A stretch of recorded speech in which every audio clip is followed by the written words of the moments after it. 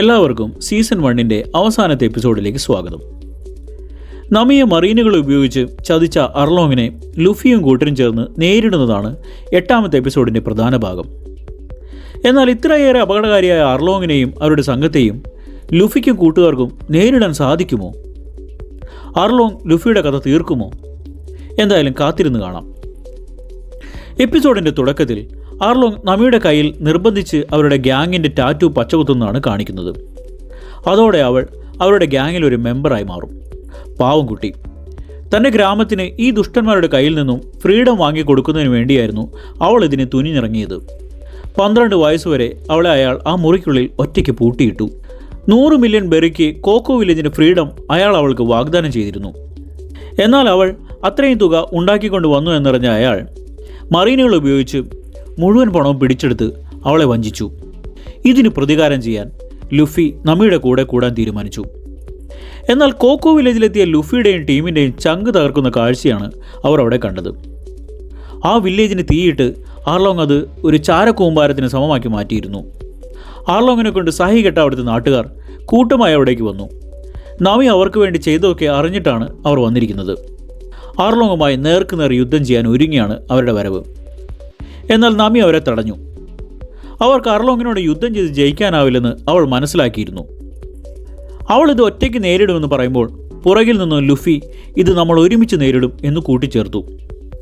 അടുത്ത സീനിൽ ഇവിടെ വൈസ് അഡ്മിറൽ നമ്മുടെ നസൂമിയെ വിസ്തരിക്കുകയാണ്.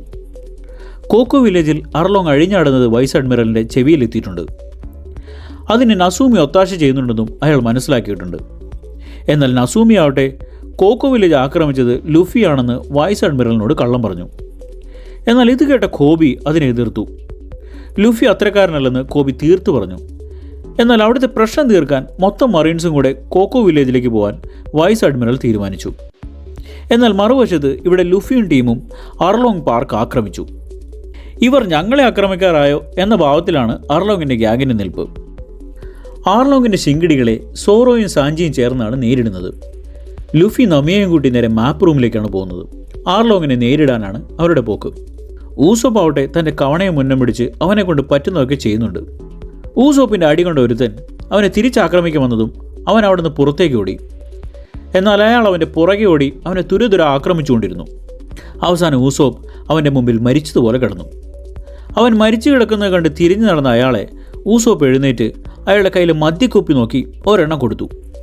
അയാൾ അതോടെ എരിഞ്ഞു തീർന്നു. മറുവശത്ത് സാഞ്ചിയും സോറോയും നല്ല പൊരിഞ്ഞടിയാണ് കാഴ്ചവെക്കുന്നത്. ലുഫി ആവട്ടെ മാപ്പ് റൂമിൽ ആർലോങ്ങിനെ നേരിടാൻ ഒരുങ്ങുകയാണ്. ലുഫിയെ വെട്ടാൻ ഓങ്ങി വെച്ച ആർലോങ്ങിൻ്റെ വാൾ ലുഫി തരിപ്പണമാക്കി. ലുഫി തന്നെ ഗം പെസ്തോടി അടിക്കുമ്പോൾ ആർലോങ്ങിൻ്റെ സകല പല്ലും ഇളകിപ്പോയെങ്കിലും അടുത്ത നിമിഷം അത് തിരിച്ചു വരും. ലുഫി പഠിച്ച പണി 18 നോക്കിയിട്ടും ആർലോങ്ങിനെ തോൽപ്പിക്കാൻ സാധിച്ചില്ല. അവസാനം അവൻ തൻ്റെ അടവ് മാറ്റി. അവനെ തോൽപ്പിക്കാൻ പറ്റിയില്ലെങ്കിലും അവൻ കെട്ടിപ്പോക്കിയ തൻ്റെ സാമ്രാജ്യമായ അർലോങ് പാർക്ക് അടിച്ചു തകർക്കാൻ ലുഫി തീരുമാനിച്ചു. അവൻ്റെ തൂണുകൾ ഒന്നൊന്നായി അടിച്ച് തകർക്കാൻ തുടങ്ങി. എന്നാൽ ഇത് അർലോങ്ങിന് താങ്ങാൻ പറ്റുമായിരുന്നില്ല. ലുഫി തന്നെ ഗം അടിവെച്ച് അർലോങ്ങിനിട്ട് നല്ല താങ്ങുന്നുണ്ട്. അവസാനം തന്നെ നീട്ടി വലിച്ച കാലുകൊണ്ട് പാതാളത്തിലേക്ക് ചവിട്ടി താഴ്ത്തുന്നത് പോലെ അർലോങ്ങിനെ ലുഫി ചവിട്ടി അങ്ങ് താഴ്ത്തും. അതോടെ അർലോങ് പാർക്കിൻ്റെ അടിത്തറ ഇളകി അതൊരു ചീട്ട് കൊട്ടാരം പോലെ അടിഞ്ഞു വീഴും. ഇത് കണ്ടുകൊണ്ട് നിന്ന നമിയും കൂട്ടരും ലുഫിക്ക് എന്ത് സംഭവിച്ചെന്നറിയാതെ നോക്കി നിൽക്കുകയാണ്. എന്നാൽ അടുത്ത നിമിഷം ഒരു കൈ മുകളിലേക്ക് പൊങ്ങി വന്നു. ലുഫി ആയിരുന്നു അത്. അവൻ അർലോങ്ങിൻ്റെ കഥ തീർത്തു. പിന്നീട് കാണിക്കുന്നത് കോക്കോ വില്ലേജാണ്. അവിടെയുള്ളവർ അർലോങ്ങിൻ്റെ പതനം ആഘോഷിക്കുകയാണ്. അതിനിടയ്ക്ക് ഇവിടെ നമ്മുടെ ഉസോപ്പ് താൻ ഒറ്റയ്ക്കാണ് അർലോങ് പാർക്ക് തരിപ്പണമാക്കിയതെന്നൊക്കെ തള്ളി മറിക്കുന്നുണ്ട്. ഈ സീനിലേക്ക് നമ്മുടെ വൈസ് അഡ്മിറലും മറീനുകളും കയറി വന്നു. ലുഫിയെ അറസ്റ്റ് ചെയ്യാൻ ഓർഡർ ഇട്ട വൈസ് അഡ്മിറലിനെ അനുസരിക്കാൻ കോബിയും മോർഗൻ്റെ മകനും കൂട്ടാക്കിയില്ല. അവരുടെ അഭിപ്രായത്തിൽ കോക്കോ വില്ലേജ് നശിപ്പിച്ചത് അർലോങ് ആണ്. പിന്നീട് വൈസ് അഡ്മിറലും ലുഫിയും തമ്മിലുള്ള സംഭാഷണമാണ് കാണിക്കുന്നത്. ലുഫിയുടെ മുത്തച്ഛനായ അയാൾക്ക് അവനൊരു മറീൻ ആവാനായിരുന്നു ആഗ്രഹം. എന്നാൽ ലുഫിയുടെ ആഗ്രഹങ്ങൾ നേരെ തിരിച്ചു. ലുഫിയെ അറസ്റ്റ് ചെയ്യുന്നതിന് മുമ്പ് അവനും വൈസ് അഡ്മിറലും തമ്മിലുള്ള ചെറിയൊരു ഫൈറ്റ് നമ്മളെ കാണിക്കുന്നുണ്ട്. ലുഫി വൈസ് അഡ്മിറലിൻ്റെ മുമ്പിൽ സത്യത്തിൽ ഒന്നുമല്ലായിരുന്നു. അയാൾ അവന് കണക്കിന് കൊടുക്കുന്നുണ്ട്. എന്നാൽ അവൻ തൻ്റെ ആഗ്രഹത്തിൽ നിന്നും പിന്മാറാൻ തയ്യാറായില്ല.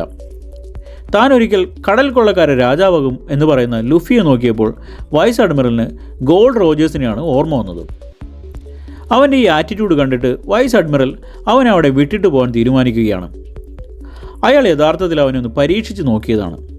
തൻ്റെ സ്വപ്നത്തിലേക്ക് മുന്നേറിക്കോളാൻ പറഞ്ഞിട്ട് അയാൾ അവിടെ നിന്നും പോയി. എപ്പിസോഡ് അവസാനിക്കുന്നത് ലുഫിയുടെ ലുക്കൗട്ട് നോട്ടീസ് അടിച്ചിറക്കിയത് കാണിച്ചുകൊണ്ടാണ്. നോട്ടീസ് കണ്ടതും പുള്ളി ഭയങ്കര ഹാപ്പിയായി. താനിപ്പോൾ ശരിക്കും ഒരു കടൽ കൊള്ളക്കാരനായി എന്നാണ് പുള്ളി പറയുന്നത്. 30 മില്യൺ ബെറിയാണ് വേൾഡ് ഗവൺമെൻറ് ലുഫിയുടെ തലയ്ക്ക് വിലയിട്ടിരിക്കുന്നത്. ഈ വാർത്ത ഈസ്റ്റ് ബ്ലൂ മുഴുവൻ പടർന്നു പിടിച്ചു. അവൻ്റെ ശത്രുക്കൾ അവനെ തീർക്കുന്നതിനെക്കുറിച്ച് ചർച്ച ചെയ്യുമ്പോൾ അവനാകട്ടെ ഗ്രാൻഡ് ലൈനിലേക്ക് വൺ പീസ് തേടി തൻ്റെ യാത്ര തുടരുകയാണ്.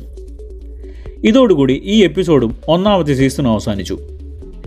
ലുഫി വൺ പീസ് തേടി കണ്ടുപിടിക്കുമോ? രണ്ടാമത്തെ സീസണിൽ കാണാം. അതുവരേക്കും ഗുഡ് ബൈ.